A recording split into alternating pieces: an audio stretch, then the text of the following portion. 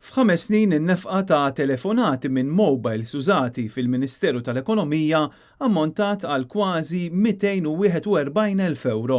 Din l-informazzjoni ħarġet wara mistoqsija parlamentari li saret mid-Deputat Nazzjonalista Claudette Buttigieg.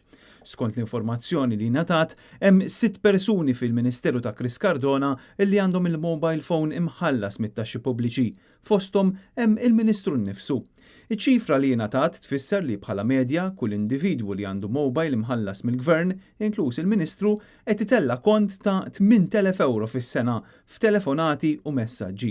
Interessanti l-fatt li anke s-Segretarjat f'Kastilja nefaq bħala total l-istess ammont ta' flus għal mobiles minn April 2013 l-hawn. In-nefqa tas-Segretarjat tal-Prim Ministru kienet ta' 250,000 euro. Iżda id-differenza hi li dan il-kont ta' $250,000 irid jinqasam fuq 17 persuna u mhux 6.